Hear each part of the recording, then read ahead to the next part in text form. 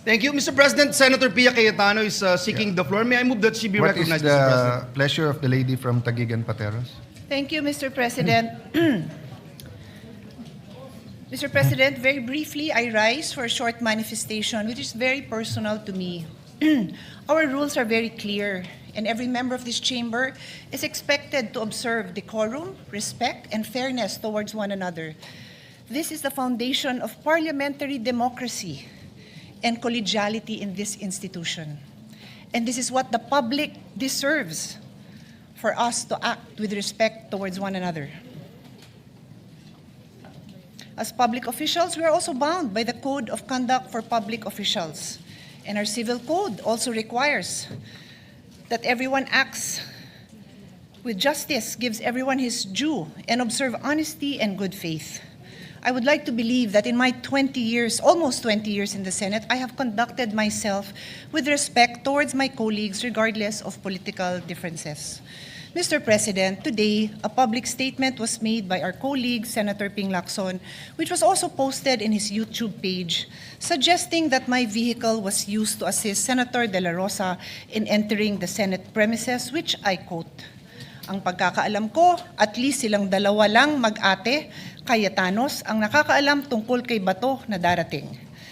Dahil ang pagkakaalam ko, nakasakay si Bato sa kotse ni Senator Pia." Before I proceed, welcome, Senator Bato. I am happy na nakapasok ka. Wala akong problema na nakarating ka. But, Mr. President, I go back. Sinabi man niya na sa pagkakaalam niya, ang katanungan ko po, Mr. President, nag-abala ba kayo mag-double check?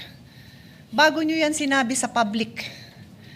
Because despite that qualification, the statement was publicly conveyed in a manner that created the impression that I was directly involved in facilitating Senator De La Rosa's entry into the Senate premises.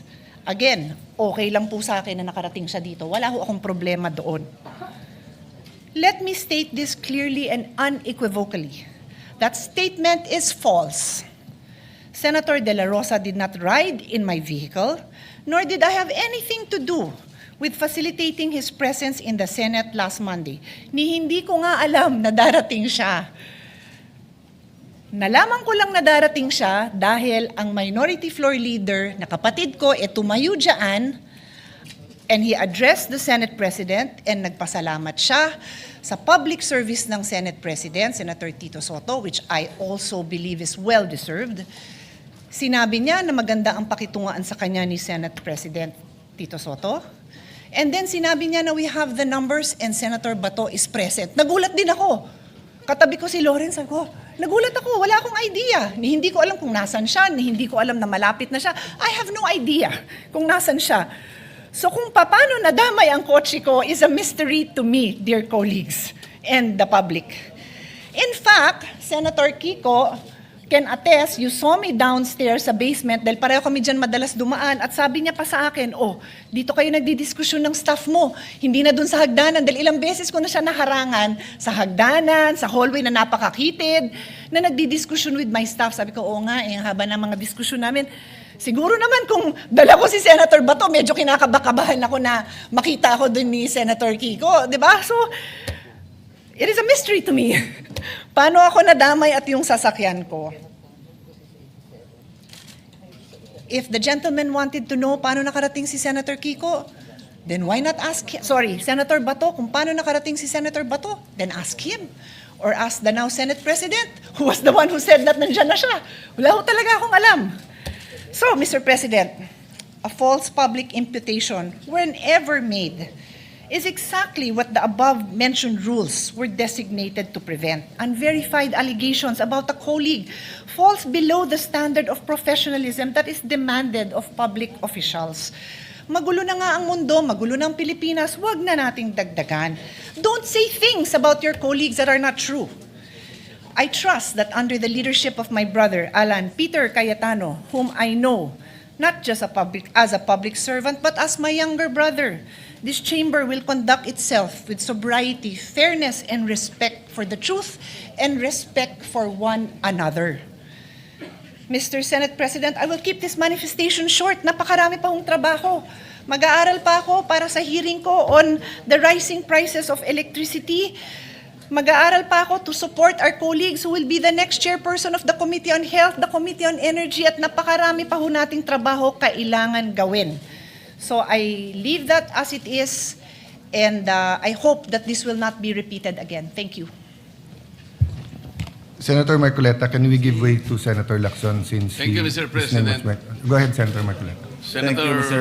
President. Yeah. Can we give magtatanong lang sana ako, Mr. President, kay Senator Pia.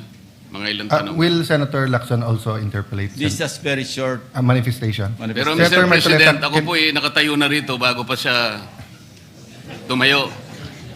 Siguro po, kung Would you sino allow yung unang me, tumayo. Senator Lacson, just because he was first, but he was mentioned, so I am in the quandary of who of the two gentlemen will give way.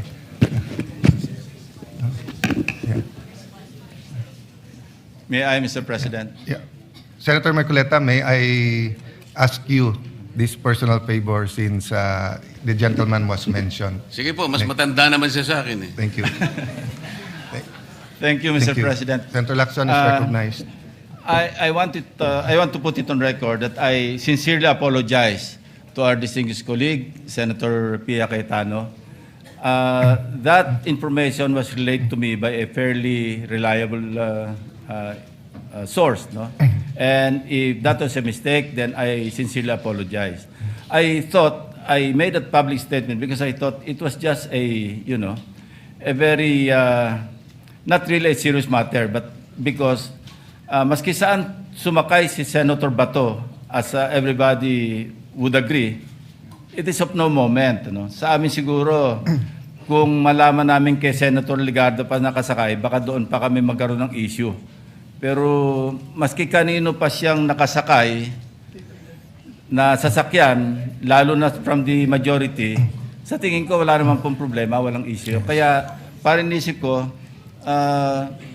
okay lang yung i-share ko yung information that I received from, ang sabi ko, from a fairly reliable source. Now, if it is false, then, or even if it is not false, then I sincerely apologize, Mr. President. Well, Senator Pia said that she will leave it at that, so I will not refer it to any committee. Senator Lacson apologized, you accepted. If I may just interject that it might seem innocent, Senator Lacson, but to those who are commenting, they think it's a crime, even because people got confused with the timeline, that when he got here, we didn't know there was an ICC warrant and everything. I told the media after my sister speaks, sa akin siya nakasakay, and I did not tell my sister, and I did not tell many of the members in the majority that he will attend. Ang sabi ko lang, please be there. Senator Marcoleta. Mr. President, tatanong ko lang